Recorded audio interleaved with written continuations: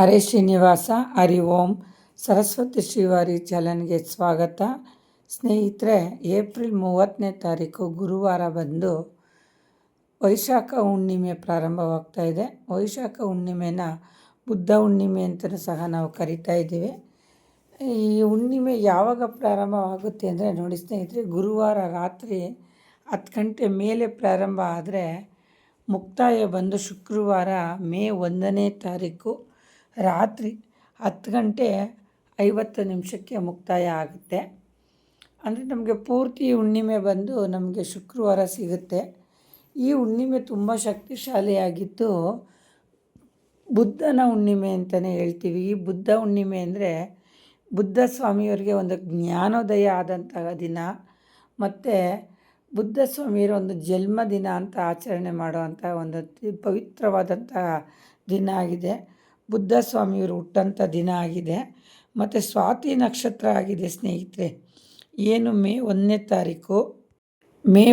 ತಾರೀಕು ಶುಕ್ರವಾರ ನೋಡಿ ಸ್ನೇಹಿತರೆ, ಸ್ವಾತಿ ನಕ್ಷತ್ರ. ಸ್ವಾತಿ ನಕ್ಷತ್ರ ದಿನ ಈ ಹುಣ್ಣಿಮೆ ಬಂದಿದೆ, ಬುದ್ಧ ಹುಣ್ಣಿಮೆ ಮತ್ತು ವೈಶಾಖ ಹುಣ್ಣಿಮೆ. ಈ ಸ್ವಾತಿ ನಕ್ಷತ್ರ ಬಂದು ನರಸಿಂಹ ಸ್ವಾಮಿಯವರ ನಕ್ಷತ್ರ ಆಗಿರುತ್ತೆ ಸ್ನೇಹಿತರೆ. ಹಂಗಾಗಿ ಈ ನರಸಿಂಹ ಸ್ವಾಮಿಯರ ನಕ್ಷತ್ರ ಸ್ವಾತಿ ನಕ್ಷತ್ರ ಆಗಿರೋದ್ರಿಂದ ಬುದ್ಧನ ಅವತಾರನೇ ವಿಷ್ಣುವಿನ ಅವತಾರನೇ ಬುದ್ಧ ಸ್ವಾಮಿಯವರಾಗಿರ್ತಾರೆ.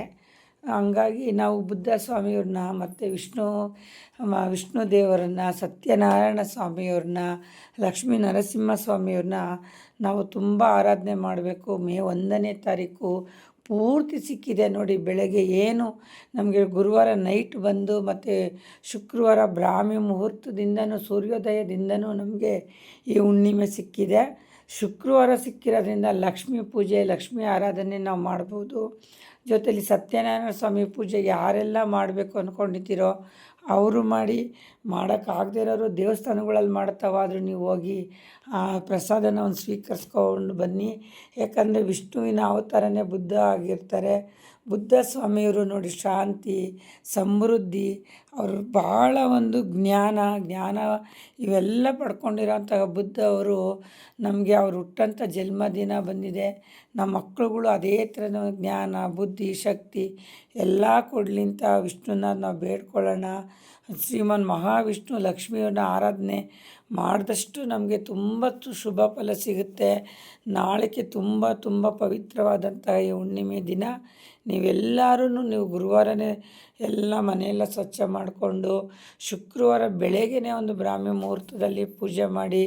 ಬ್ರಾಹ್ಮಿ ಮುಹೂರ್ತದಲ್ಲಿ ಆಗಲಿಲ್ಲ ಅಂದರೆ ಗೋಧೂಳಿ ಸಮಯ ಇಲ್ಲಾಂದ್ರೆ ರಾಹುಕಾಲ ಇವೆಲ್ಲ ನೋಡಿಕೊಂಡು ನೀವೊಂದು ಸ್ವಾಮಿ ಪೂಜೆನ ನೀವು ಮನೆಯಲ್ಲೇ ಮಾಡ್ಕೊಳ್ಳಿ.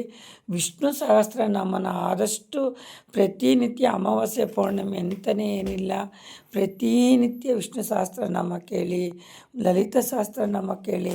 ನಾಳೆ ಮುಖ್ಯವಾಗಿ ನೋಡಿ ವಿಷ್ಣು ಲಕ್ಷ್ಮೀ ನಾರಾಯಣ ಇಬ್ಬರೂ ಆರಾಧನೆ ಮಾಡೋವಂಥ ಒಂದು ಪವಿತ್ರವಾದಂಥ ದಿನ ಆಗಿದೆ. ನಾಳೆ ಸ್ವಾತಿ ನಕ್ಷತ್ರ ತುಂಬ ಒಳ್ಳೆಯ ನಕ್ಷತ್ರ. ಸ್ವಾತಿ ನಕ್ಷತ್ರದಲ್ಲಿ ಹುಟ್ಟಿದವರಿಗೆ ಸ್ವಲ್ಪ ಕೋಪ ಇರುತ್ತೆ ಅನ್ನೋದು ಬಿಟ್ಟರೆ ಬಹಳ ಒಂದು ಒಳ್ಳೆಯ ಮನಸ್ಸು ಇರುತ್ತೆ ಅವರಿಗೆ. ಹಂಗಾಗಿ ನಾಳೆ ನೀವೆಲ್ಲರೂ ಒಂದು ನರಸಿಂಹಸ್ವಾಮಿನ, ಒಂದು ಗೋವಿಂದನ ಎಲ್ಲ ಆರಾಧನೆ ಮಾಡಿ. ಪ್ರತಿಯೊಬ್ಬರು ಈ ಒಂದು ಪೂಜೆ ಮಾಡೋದ್ರಿಂದ ನೀವೇನು ಅಂದ್ಕೊಂಡಿರ್ತೀರೋ ಆ ಕೆಲಸ ಎಲ್ಲ ಹಾಗೆ ಆಗುತ್ತೆ ಸ್ನೇಹಿತರೆ. ಮತ್ತು ಈ ವೈಶಾಖ ಮಾಸದಲ್ಲಿ ಬರುವಂಥ ಹುಣ್ಣಿಮೆ, ವೈಶಾಖ ಹುಣ್ಣಿಮೆ ಮತ್ತು ಈ ಬುದ್ಧ ಹುಣ್ಣಿಮೆನ ತುಂಬ ಜನನೇ ಕಾಯ್ತಾರೆ. ಬುದ್ಧ ಹುಣ್ಣಿಮೆ ಅಂದರೆ ಅಷ್ಟು ಒಂದು ಪವಿತ್ರವಾದಂಥ ಒಂದು ದಿನ ಆಗಿರುತ್ತೆ ಸ್ನೇಹಿತರೆ. ಪ್ರತಿಯೊಬ್ಬರು ಎಲ್ಲರೂ ಮನೇಲಿ ಒಂದು ಪೂಜೆ ಮುಗಿಸ್ಕೊಂಡು ಸಂಜೆ ಅರಳಿ ಮರ ಇಲ್ಲ ಬೆಳಗ್ಗೆನಾಗಲಿ ಅರಳಿ ಮರನ ನೀವು ಸುತ್ತೋದ್ರಿಂದ ತುಂಬ ಫಲ ಸಿಕ್ಕುತ್ತೆ ನೋಡಿ. ಬುದ್ಧ ಅವರು ಅರಳಿ ಮರದ ಹತ್ರನೇ ಕೂತ್ಕೊಂಡು ಅವರು ಒಂದು ಜ್ಞಾನೋದಯ ಪಡ್ಕೊಂಡಿದ್ರು. ಮತ್ತು ನಾವೇನೋ ಒಂದು ಹುಣ್ಣಿಮೆ ಅಂದರೆ ಒಂದು ಚಂದ್ರನ ನಾವು ನೋಡ್ತೀವಿ. ಆ ಚಂದ್ರನ ನೋಡಿ ನೀವು ತುಂಬ ಡೀಪಾಗಿ ಆ ಚಂದ್ರನೇ ನೀವು ನೋಡಿರಿ. ಆ ಚಂದ್ರನ ಒಳಗಡೆ ಅರಳಿ ಮರ ಥರ ಕಾಣಿಸುತ್ತೆ. ಹಂಗಾಗಿ ಅರಳಿ ಮರ ತುಂಬ ಪವಿತ್ರವಾಗಿದ್ದು ಅಶ್ವತ್ಥ ಮರ ಅಂತಲೇ ನಾವು ಕರಿತೀವಿ. ಪ್ರತಿಯೊಬ್ಬರು ಒಂದು ಅರಳಿ ಮರ ಸುತ್ತೋದ್ರಿಂದನೂ ಫಲ ಸಿಕ್ಕುತ್ತೆ. ಮತ್ತು ನಾಳೆ ಏನು ಒಂದು ಮಕ್ಕಳು ಹುಡ್ತಾರೆ ಅವರೆಲ್ಲರೂ ಒಂದು ಸ್ವಾತಿ ನಕ್ಷತ್ರದಲ್ಲಿ ಹುಟ್ಟೋಂಥ ಮಕ್ಕಳಾಗಿರ್ತಾರೆ. ತುಂಬ ಬುದ್ಧಿವಂತರು, ವಿದ್ಯಾವಂತರು ಆಗಿರ್ತಾರೆ. ಮತ್ತು ಅಕ್ಷರ ಅಭ್ಯಾಸನೂ ಸಹ ನಾಳೆ ಒಂದು ಪ್ರಾರಂಭ ಮಾಡ್ತಾರೆ. ಒಂದು ಒಳ್ಳೆಯ ಕೆಲಸ, ಒಂದು ಉದ್ಯೋಗ ಮಾಡಬೇಕು ಅನ್ನೋರು ನಾಳೆ ಈ ಒಂದು ಬುದ್ಧ ಹುಣ್ಣಿಮೆ ದಿವಸನೇ ಅವರೊಂದು ಪ್ರಾರಂಭ ಮಾಡ್ತಾರೆ. ಪ್ರತಿಯೊಬ್ಬರೂ ಒಂದು ಒಳ್ಳೆಯ ಕೆಲಸ ಮಾಡಬೇಕು ಅಂದರೆ ಈ ಹುಣ್ಣಿಮೆ ದಿನನ ಒಂದು ಆಯ್ಕೆ ಮಾಡ್ಕೋತಾರೆ. ಪ್ರತಿಯೊಬ್ಬರು ದೇವಸ್ಥಾನಗಳ್ಗೆ ಹೋಗ್ಬಿಟ್ಟು ಬನ್ನಿ, ಮನೆಯಲ್ಲೂ ಪೂಜೆ ಮಾಡಿ. ನೈವೇದ್ಯ ಅಂತ ಬಂದರೆ ಬೆಲ್ಲದಿಂದನೇ ನೀವು ಒಂದು ನೈವೇದ್ಯ ಮಾಡಿಡಿ. ಬೆಲ್ಲದಿಂದ ಒಂದು ಸಿಹಿ ಪದಾರ್ಥ ಒಂದು ನೈವೇದ್ಯ ಮಾಡಿಡಿ. ನಿಮ್ಮ ಇಷ್ಟಾರ್ಥ ಎಲ್ಲ ಈಡೇರುತ್ತೆ. ಯಾರಾದರೂ ಸತ್ಯನಾರಾಯಣ ಸ್ವಾಮಿ ಪೂಜೆಗೆ ಕರೆದಿದ್ರೆ ದಯವಿಟ್ಟು ಹೋಗ್ಬಿಟ್ಟು ಬನ್ನಿ. ಇಲ್ಲ ದೇವಸ್ಥಾನಗಳ ಕಡೆ ಮಾಡೋಂಥ ಕಡೆ ಪ್ರಸಾದನ ತೊಗೊಬನ್ನಿ ಸ್ನೇಹಿತರೆ. ಎಲ್ಲರಿಗೂ ಒಳ್ಳೆಯದಾಗಲಿ. ಬುದ್ಧ ಪೌರ್ಣಮಿ ಮತ್ತು 2ನೇ ತಾರೀಕು ಶ್ರವಣದುರ್ಗದಲ್ಲಿ ತೇರಿದೆ, ಲಕ್ಷ್ಮೀ ನರಸಿಂಹಸ್ವಾಮಿ ತೇರಿದೆ. ಎಷ್ಟೆಲ್ಲ ಒಳ್ಳೆಯ ದಿನ ಇದೆ ನೋಡಿ. ಇವತ್ತಿಂದನೂ ಒಂದು ಗುರುವಾರ, ಶುಕ್ರವಾರ, ಶನಿವಾರ 3 ದಿವಸನೂ ತುಂಬ ಒಂದು ಪವಿತ್ರವಾದಂತಹ ಒಂದು ಪುಣ್ಯ ದಿನಗಳಾಗಿದೆ. ಈ ದಿನಗಳಲ್ಲಿ ನಿಮ್ಮ ಇಷ್ಟಾರ್ಥ ಎಲ್ಲ ಈಡೇರಿಸ್ಕೊಳ್ಳಿ. ಎಲ್ಲರೂ ಒಂದು ಪೂಜೆ, ವಿಷ್ಣು ಸಹಸ್ರನಾಮ, ಲಲಿತಾ ಸಹಸ್ರನಾಮ, ಲಕ್ಷ್ಮೀ ಅಷ್ಟೋತ್ತರ ಹೇಳಿ, ಕುಂಕುಮಾರ್ಚನೆ ಮಾಡಿ, ಭಾಳ ಒಂದು ಶ್ರದ್ಧೆ ಭಕ್ತಿಯಿಂದ ಒಂದು ಪೂಜೆ ಮಾಡಿ. ಆ ಚಂದ್ರಸ್ವಾಮಿಗೆ ಒಂದು ಸಾಯಂಕಾಲ ಏನು ಚಂದ್ರೋದಯ ಕಂಡ ನಂತರ ಅವ್ರಿಗೊಂದು ಪೂಜೆ ಮಾಡೋದ್ರಿಂದ ನಿಮಗೆಲ್ಲ ಶುಭ ಫಲ ಸಿಗುತ್ತೆ. ತುಂಬ ಸಿದ್ಧಿ ಯೋಗ, ಒಂದು ಸೌಭಾಗ್ಯ ಯೋಗ ಸಿಗೋ ಅಂಥ ಒಂದು ಪುಣ್ಯ ದಿನ ಆಗಿದೆ ಸ್ನೇಹಿತರೆ.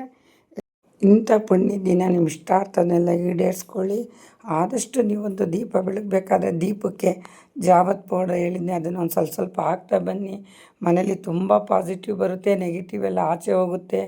ದೃಷ್ಟಿ ನಿವಾರಿಸ್ಕೊಳ್ಳಿ. ಉಪ್ಪಿಂದ ದೃಷ್ಟಿ ತೆಗೆದು ಆಚೆಗೆ ಹಾಕಿ. ಯಾಕಂದರೆ ಹುಣ್ಣಿಮೆ ಅಮಾವಾಸ್ಯೆ ದಿನ ಮುಖ್ಯವಾಗಿ ದೃಷ್ಟಿ ತೆಗಿಯೋಕ್ಕೆ ಅಂತಲೇ ಆ ದಿನಗಳ್ನ ಕಾಯ್ತಾ ಇರ್ತಾರೆ.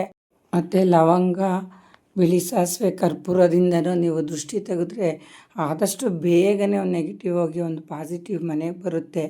ಈ ಎಲ್ಲ ಕೆಲಸನೂ ಒಂದು ಹುಣ್ಣಿಮೆ ಅಮಾವಾಸ್ಯೆ ದಿನ ಕಾಯ್ದು ಮಾಡ್ಕೋಬೇಕು ಸ್ನೇಹಿತರೆ. ಎಲ್ಲರಿಗೂ ಒಳ್ಳೆಯದಾಗಲಿ. ಈ ವಿಡಿಯೋ ಎಲ್ಲ ಇಷ್ಟ ಆಗಿದರೆ ದಯವಿಟ್ಟು ಸಬ್ಸ್ಕ್ರೈಬ್ ಮಾಡಿ, ಲೈಕ್ ಮಾಡಿ, ಶೇರ್ ಮಾಡಿ. ಎಲ್ಲರೂ ಬುದ್ಧನಂತೆ ಒಂದು ಶಾಂತಿನ ಪಡ್ಕೊಂಡು ಅವನಿಗೆ ಜ್ಞಾನ ತಗೊಳ್ಳೋಣ. ಹರಿ ಓಂ. ಹರೇ ಶ್ರೀನಿವಾಸ.